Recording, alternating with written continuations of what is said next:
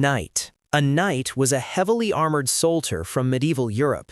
He usually fought on horseback and served a king or noble lord.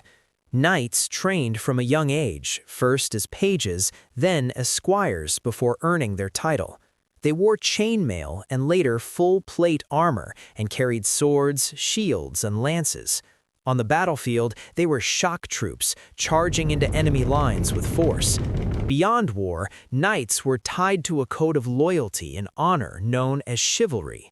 They mattered because they formed the backbone of medieval European armies for centuries. Archer. An archer was a soldier trained to fight with a bow and arrows.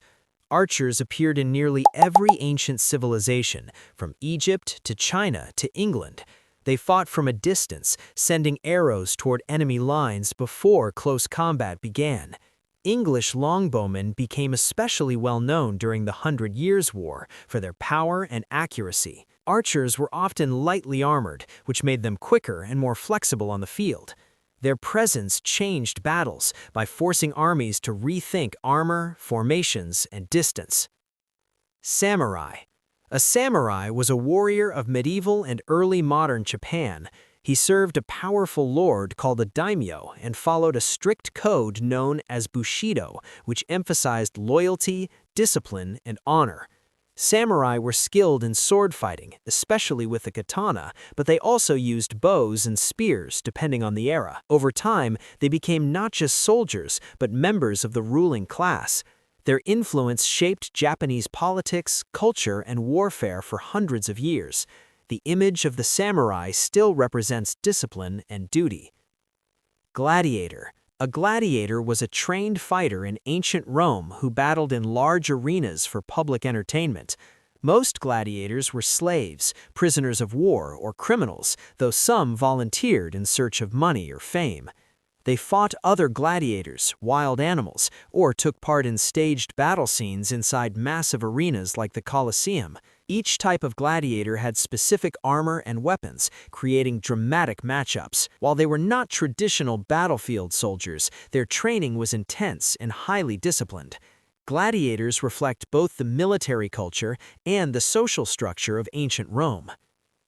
Viking warrior. A Viking warrior came from the Scandinavian regions of Northern Europe during the early Middle Ages.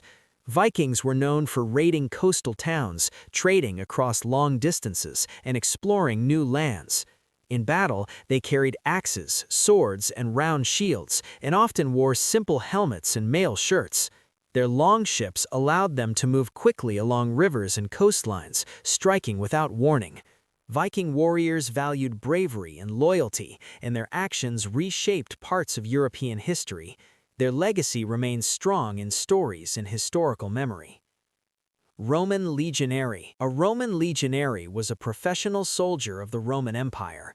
Rome developed a structured military system with strict training and clear ranks. Legionaries carried a short sword called a gladius, a large rectangular shield, and throwing spears known as pila. They fought in disciplined formations and were also skilled at building roads, bridges, and forts as they moved. This combination of combat ability and organization helped Rome expand across vast territories. The legionary became a lasting symbol of Roman strength and order. Ninja. A ninja was a covert agent in feudal Japan, trained in espionage, sabotage, and surprise attacks. Unlike samurai who served openly under a lord, ninja worked in secrecy. They gathered information, infiltrated enemy territory, and used unconventional tactics to weaken opponents. Their clothing was practical and meant to help them blend into everyday surroundings. Although later stories added many myths, real ninja were specialists in stealth and strategy. They represent the hidden side of warfare in Japanese history.